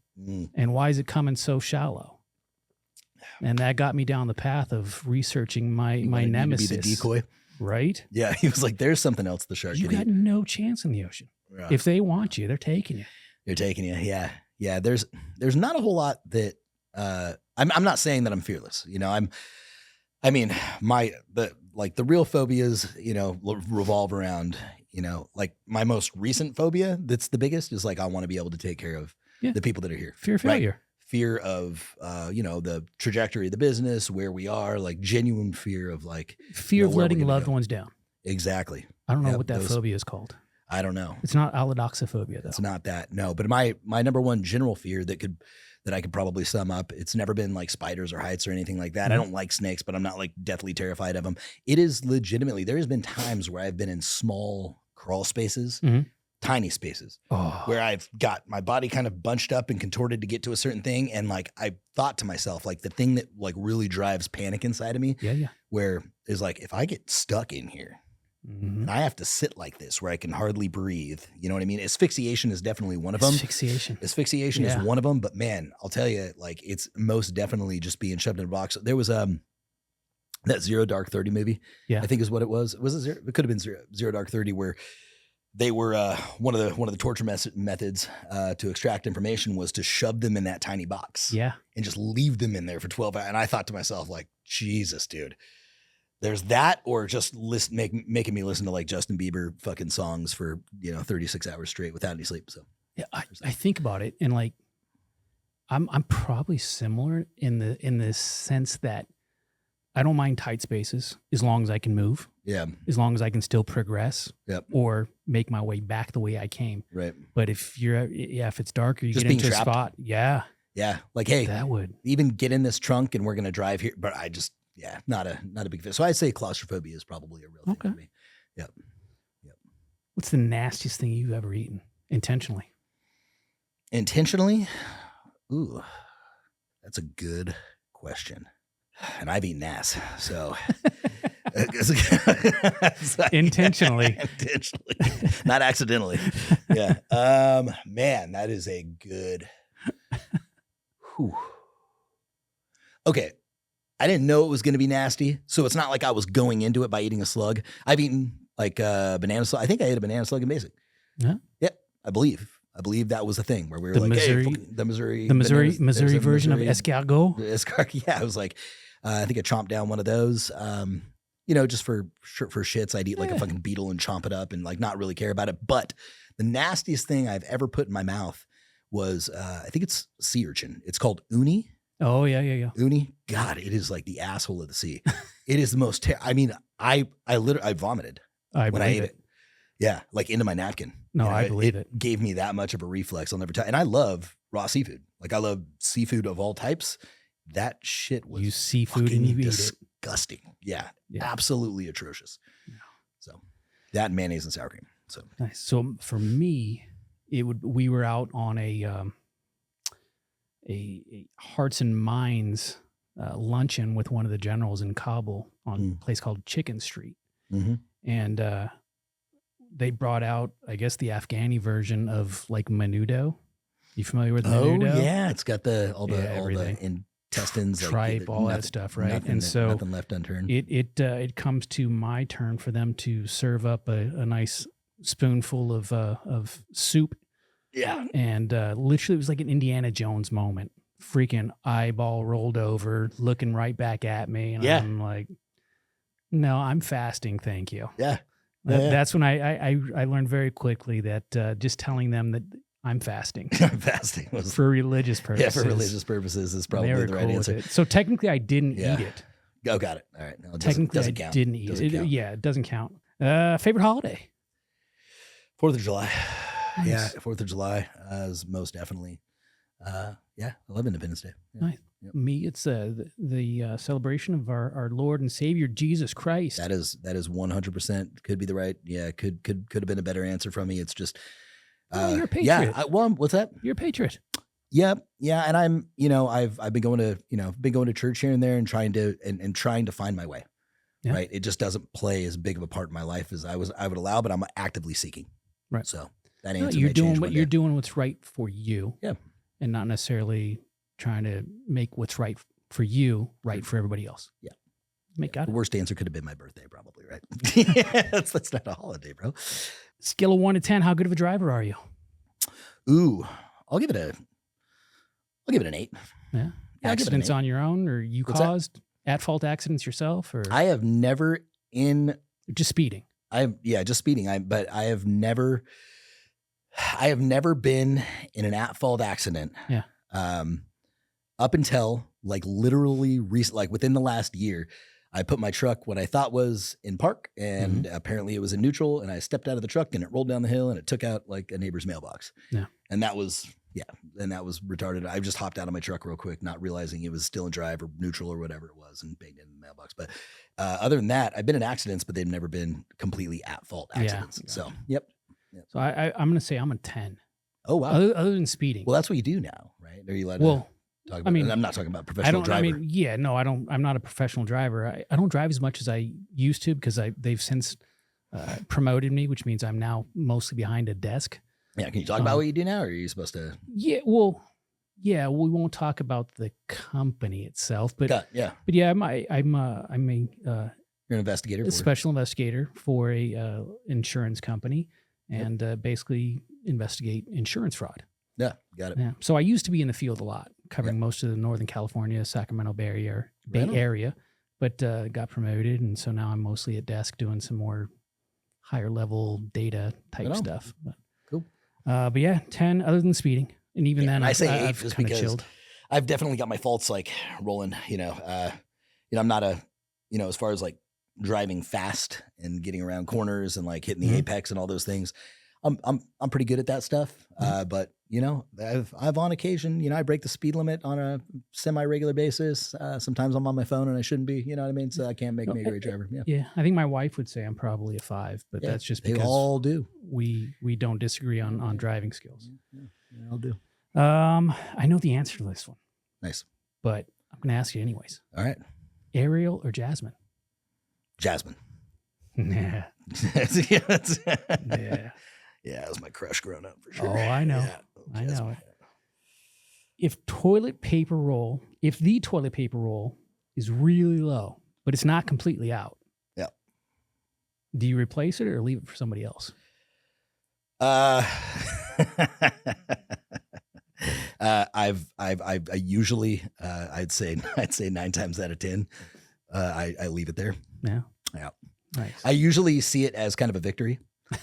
I'm like, sweet. I made it down to at least, depending on how much they have to wipe, at least they can get one good wipe out of it. I'll leave it there. Yeah. If I use it completely, I'll replace it. But if you got one wipe out of that, it's staying on there. And I don't know if it's the not wanting to waste that last strip, but a lot of it's just kind of like victory. I didn't have to replace it. They still got one good wipe in there. So for everybody at Tacticon, you now know who does it, and who leaves the one square left on there. And for Mrs. Dines, I'm going to talk to him about investing in bidets. Yep, there you go. Yeah. Now, are you a folder or a crumpler? Oh, man. So bidets at our house, so it's not an issue there. Nice little warm squirt. Good to go. Fuck, dude. Are you kidding me? Oh, dude? It takes poop into a whole nother level. Yeah.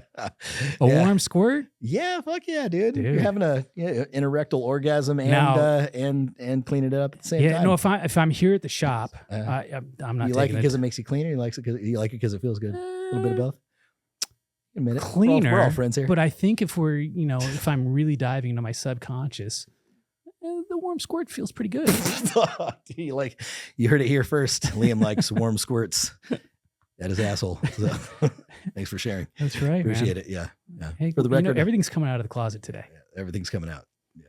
Yeah. So bidet at home. If I'm here at Tacticon or somewhere else, I'm not taking the time to fold it. Oh, you're a folder. No, I'm not taking the time to fold it. I'm crumpling it up. I'm a crumpler all day. Just making sure there's no little gaps, no little holes that No. Yep. Are you a reuser?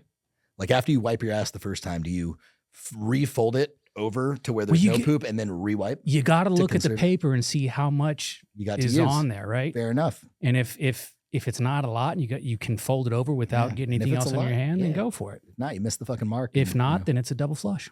Mm-hmm. Mm-hmm. Double flush. What's your kryptonite?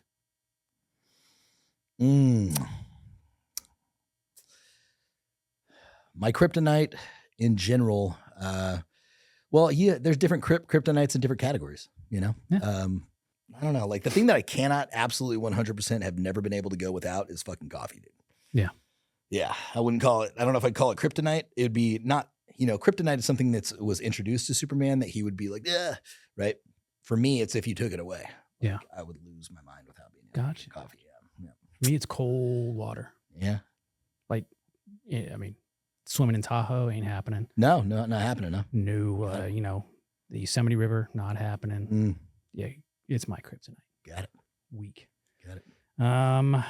Go-to karaoke song. Sold by Michael Montgomery. Okay. Brought to you courtesy. It's courtesy of the Red, White, and Blue. Yeah. That one. Yeah. Actually, that's kind of the go-to. Goes back to a question that I actually skipped over, but who's the coolest celebrity that you ever met? And for me, it's actually Toby Keith. He was on a USO tour, my first tour in Afghanistan. Oh, no shit. Yeah. Right on. Got to meet and hang out with him and have some lunch with him. Who inspires you? Who inspires Jake Dynamite? Man, as of lately, it's probably my daughter. Like I have my 11-year-old daughter is everything that I wish I was when I was that age. She's like grown up and blossoming and becoming such a beautiful human being. And she's becoming, I mean, she's like, you wouldn't even know she was 11. If you talked to her on the phone, you'd think she was, 28. I mean, she truly is, she's got a lot on her plate. She, she excels in everything that she does, everything that she touches. She's fair, pragmatic, loving, popular with her friends, just very much like an important individual in my life. And I, as much as I'm there for her to look up to, hopefully I look up to her. Nice. Really. Yeah. It kind of goes both ways. And I'm not just saying that just to be magnanimous. I mean, it's just the first person that popped into my head. No, makes sense. I mean? For me, obviously, my wife deals with a ton of health issues. Yep. Like constant pain. I know if I was in the situation, I don't know how she does it. Yep. I don't know how she gets out of bed every single morning. Some of the things she deals with. So, seeing her struggles and how she still faces it every single day and tries to wear the smile and still push through it. That's inspiring. Yep. And on the same token, not just her, but a lot of the people in Discord. Yep. That share some of the stuff going on in their lives. Yeah. And no matter how hard things are, they're still pushing forward. Yeah. Yeah. That's not letting it beat them. And that inspires me. Anybody would fall into that category, like of somebody that inspires me, that has, the odds stacked against them and still does it anyway. Absolutely. Genuinely. The other person that really inspired, my brother's got cerebral palsy, and my brother, it's super inspiring. I mean, he's got all the odds are against him. The right side of his body doesn't work like it should. He walks with a bit of a limp, has no use of his right hand. And he was the best 3-point shooter on his basketball team, played basketball in high school, played basketball for rec teams, goes out to the gym every single day, even to this day, and just smokes people on the fucking court, just tunes them up with his threes. He just got really good at it. And, he's starting to golf. He can play golf really well. I played with him not too long ago, and he got within 2 strokes of me. And I'm not a good golfer, but I mean, he's got fucking CP. Yeah. He started golfing a month ago. Nice. And the kid is just so athletic and doesn't let his disability get in the way. Doesn't even think about it. That he never talks about it. He doesn't use it as an excuse for not having, if he's in between jobs or something. He had a career. He recently quit, but to move on to a different career. But man, he had a decent career going. He's had girlfriends, and he just never uses it as a crutch for anything. He doesn't talk about it. Yeah. Nice. Yep. It's everybody else that has to point out to, did you know that he's doing that with CP? It's the only reason anybody would know. My oldest niece has Asperger's, autism. Mm-hmm. She's pretty high function. She's a really great artist, but all the time, anytime something like she messes up in something, her go-to is, I'm autistic. It's like, yeah, you're autistic, but man, you gotta, you don't let it be your don't crutch. let it define you. Yeah. Yeah. Don't let it define you. But she inspires me too. Even for her using it as a crutch. Yep. The fact that she's still out there working, interacting with people that she doesn't know, which is not comfortable. Right. Inspires me too. It's like, man, if they can get out of their comfort zone and succeed and push forward, I got no excuse. Yep. Speaking of that, Augie, you inspire me. Augie in the Discord. He definitely has autism. So I think that leads. That wraps it. That's the mag dump. If we were to ever do that again, maybe each of us bring 15 and we do a timed event. Yeah, we do it timed. Yeah, for sure. I'd have to. We went through those with explanations. That could be its own separate podcast. Absolutely. And the last question kind of leads into the quotes. Okay, cool. One of the quotes I brought for today is good old Teddy Roosevelt. Nice. It's only through labor and painful effort, by grim energy and resolute courage, that we move on to better things. That's true. No? That's very true. And talking about some of the stuff that you, the company, everything else is going through, apropos. Yeah. Yep. 100%. And I know you're going to do it. I know you're going to face it with that resolute courage and the energy that you need to do it. So. Yep. And the my quote goes right along with that. And I don't know who the original, I've heard it said before through multiple different people, and I should have checked origin on this. It's kind of irrelevant. Winston Churchill probably is usually the way it goes, but the magic that you're looking for is in the work that you're avoiding. And it just goes to tell you that it really is. And I think the last one, I came up with multiple quotes. Yeah, go ahead. There's a ton of them, but this one, especially for this industry, for this podcast, yep, and this current time that we're living in, is George Washington. All right. His foresight way back in 1776. Yep.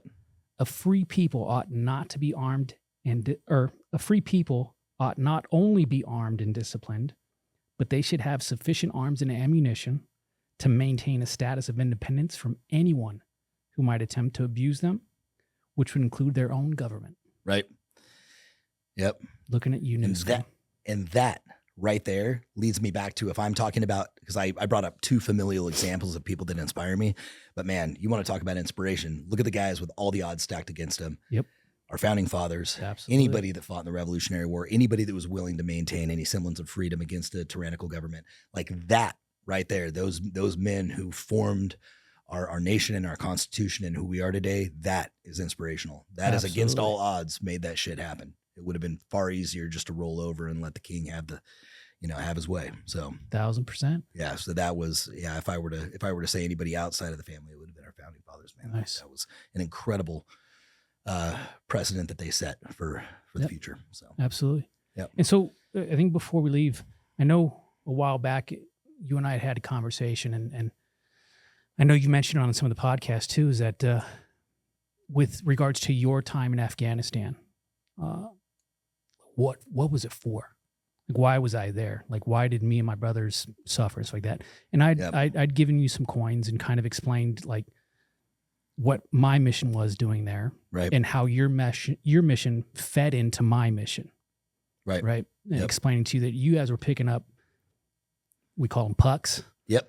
We can pucks it. Picking pucks up, Yep. bringing it back for us to do investigations and determine, okay, who's Al Qaeda, who's just Taliban. Yep.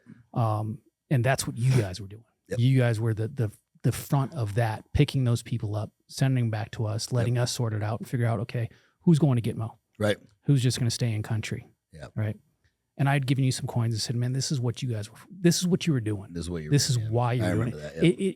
Nobody above you told you the why.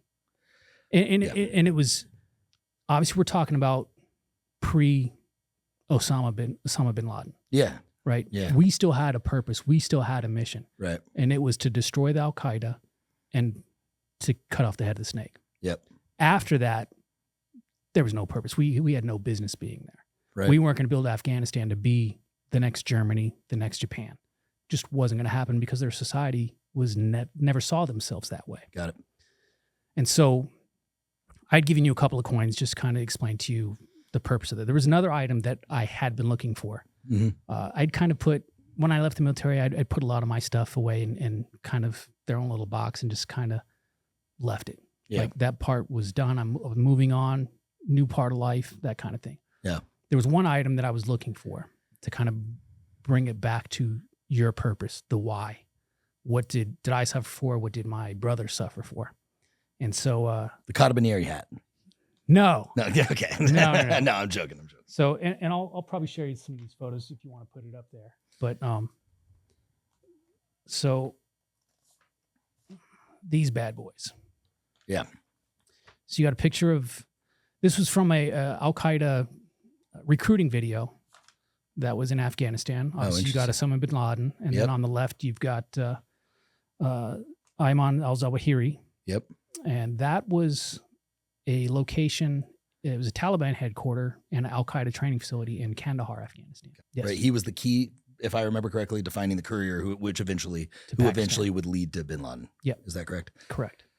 And so my mission, some of the things that I was doing out in Afghanistan was to build criminal cases to get these yahoos over to Gitmo and eventually criminal trials. Right. Like most of them, there was no intel value left in them. Right. Like they'd been taken off the battlefield for years. Yep. So it was more about connecting the dots, the puzzles, and so forth. Well, on one of my trips down to Kandahar, picked that up.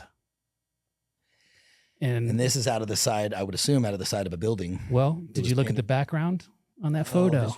This is a piece out of the back of the wall. Oh. Yep. This is a piece out of the back of the wall that he was standing in front of. Yep. That Bin Laden was standing in front of. Yep. And that's a piece of that world. Wow. Wow. Thank you. Thank you. That's the why. Man. That's the why. Thank you so much, man. This really does mean a lot. I don't have, with the exception of the dirt that's on the equipment that I've got, that I brought back, that I didn't have to turn into CIF, like that helmet that's behind me. It's still got that fell off the back of a truck. That's got Afghani dirt in the. They never asked for it back. It's still got Afghani dirt in the gunner goggles there. Yeah. Like, with the exception of that, I don't have anything from Afghanistan. So thank you very, There's very not much. much to bring back from Afghanistan. There's not, other than stories. I found a lot of things I wanted to bring back. I just couldn't. But yeah, talk about any of those cachets. I was like, how can I get this? How can I get this? Thank you so much, man. Yeah. So really, thank you.